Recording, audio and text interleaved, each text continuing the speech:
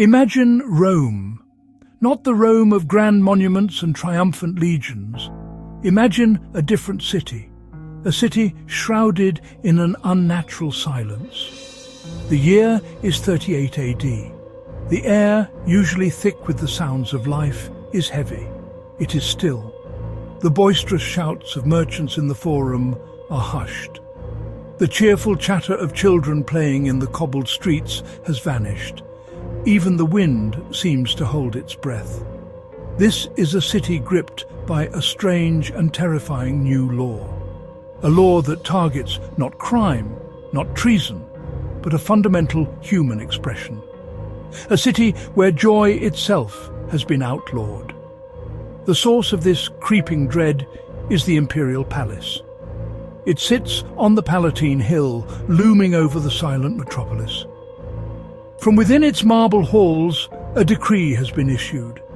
It is a command from the most powerful man in the world, the Emperor, Gaius Caesar Germanicus, known to history by his childhood nickname, Caligula.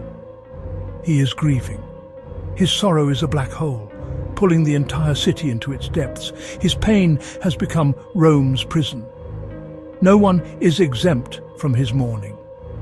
Every citizen, from the wealthiest senator to the humblest slave, must share in his suffering.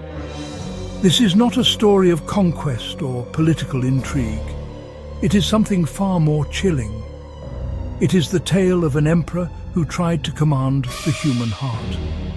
He sought to legislate emotion. He declared war on happiness itself. In the wake of a profound personal loss, Caligula issued an edict that would echo through the ages. A decree so extreme, so absolute, that it feels like a dark myth. It is a story that reveals the terrifying extent of one man's power and the fragility of the human spirit when faced with absolute tyranny. The decree was simple. It was also monstrous. Throughout the official period of mourning for his beloved sister Drusilla, no Roman was permitted to laugh. To do so was not merely an offence, it was a capital crime. A chuckle, a giggle, a smile that broke into sound, any could earn you a death sentence. This is the story of that decree. We will journey back to this silenced Rome. We will uncover the grief that birthed such a law. And we will ask the question, what happens when a ruler tries to ban laughter? This story begins not with a law, but with a death. The death of Julia Drusilla. She was more than just the emperor's sister. She was his confidant, his companion. Some whispered his obsession. Her passing in 38 AD did not just break Caligula's heart, it shattered his sanity. The grief of the young emperor was not a quiet, private affair. It was a tempest, a furious, all-consuming storm of sorrow that he unleashed upon his empire. He could not bear his pain alone. Therefore, he decided no one else would be allowed to experience joy. The decree that followed her death was unprecedented in its scope and cruelty. It was a direct assault on the private lives of every Roman citizen. Laughter was the most famous prohibition, but it was not the only one. The law went further. Seeping into every corner of daily existence, it sought to strip away every comfort, every simple pleasure that might distract from the emperor's personal tragedy. The city was to become a perfect reflection of his own desolate soul. A vast and empty chamber of mourning. The ban extended to the Roman baths. These bustling complexes, usually filled with conversation, steam and relaxation, were to fall silent. Bathing for pleasure was forbidden. The simple act of washing away the grime of the day became a violation. Furthermore, the decree invaded the home. It forbade families from dining together. The evening meal, a time for parents, spouses and children to gather, was now a crime. Every source of warmth and familial comfort was systematically dismantled by the emperor's command. This was not a suggestion. It was not a request for public sympathy. It was a law, enforced with the full and terrible might of the Roman state. Any violation was punishable by death. Think of it. A father who shared a meal with his child could be executed. A wife who smiled at her husband could be condemned. A merchant who laughed at a joke in the marketplace was gambling with his life. This is the shocking reality we will explore. We will peel back the layers of history to reveal the truth behind Rome's darkest decree, a time when a single laugh could cost you everything.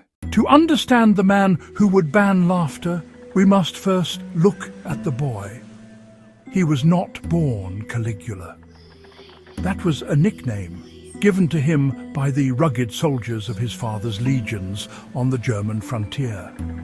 It meant little boots, a term of endearment for the small child who toddled around the military camp in a miniature soldier's uniform. His given name was Gaius Caesar Germanicus. He was born into the very heart of Roman power, a direct descendant of the revered Augustus. His father, Germanicus, was a celebrated general, beloved by the army and the people. His mother, Agrippina the Elder, was a granddaughter of Augustus himself, a woman of iron will and fierce pride. This gilded childhood was a mirage. It masked a world of lethal political intrigue. The imperial court of his great-uncle, the Emperor Tiberius, was a nest of vipers. Suspicion and paranoia poisoned the air. One by one, Gaius watched his family fall.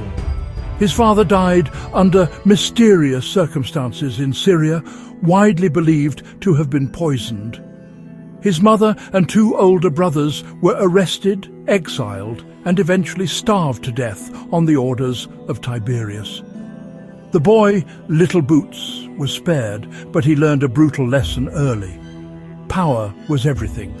Trust was a weakness, and the favor of an emperor was as fleeting as a shadow. He was eventually summoned to the island of Capri to live under the watchful eye of the aging, reclusive Tiberius. It was a golden cage. For years, he survived by mastering the art of concealment. He hid his thoughts, suppressed his emotions, and played the part of a loyal, unassuming courtier. The ancient historian Suetonius tells us he became a master actor, hiding his natural ferocity behind a mask of obedience. He watched, he learned, and he waited. When Tiberius died in 37 AD, the throne passed to Gaius. The people of Rome rejoiced.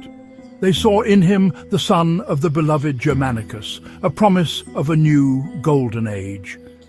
He was young, handsome, and charismatic. His initial months as emperor were filled with promise. He granted bonuses to the military, ended treason trials, and staged lavish games for the public. For a brief moment, it seemed that the darkness of Tiberius's reign was over. The city celebrated its new ruler, unaware of the storm of grief and madness that was gathering just beneath the surface, waiting for a single tragic event to be unleashed. In the cold, dangerous world of the imperial family, Gaius had three sisters: Agrippina the younger, Julia Livilla, Julia Drusilla. While he was close to all of them, his bond with Drusilla was different. It was deeper, more intense, and to Roman eyes, profoundly unsettling. In a court where every relationship was a political calculation, their connection seemed to be one of genuine, overwhelming affection. She was his favorite, the one he singled out for public honors that were usually reserved for the emperor's wife. He treated her not just as a sister, but as a near equal. Ancient sources, ever eager for scandal, whispered of something more. They spoke of an incestuous relationship, a love that crossed the sacred boundaries of family. Whether these rumors were true or simply malicious gossip aimed at a controversial emperor, we cannot know for certain. But what is undeniable is the public and unprecedented nature of their bond. Caligula had her named as the heir to his throne, a move that shocked the Roman Senate. In his will, he did not leave the empire to a political ally or a male relative, but to Drusilla. She was the center of his world, the anchor in the turbulent sea of his life. Imagine the two of them, survivors of a family decimated by political terror. They had seen their parents and brothers destroyed by the very system they were now meant to lead. This shared trauma would have forged an unbreakable link between them. In the summer of 38 AD, the unthinkable happened. Drusilla, barely in her early 20s, fell ill. The emperor, a man who commanded legions and ruled over millions, was powerless against this invisible enemy. He remained by her bedside constantly, refusing to leave her. He prayed to the gods. He consulted the finest physicians. He offered immense sacrifices. He, who held the power of life and death over his subjects, could do nothing to save the one person who mattered most to him. Her death on the 10th of June sent a shockwave through the palace and through Caligula himself, the man who had survived the purges of Tiberius, who had commanded the loyalty of armies, completely broke down. His grief was not quiet or dignified. It was a monstrous, terrifying spectacle.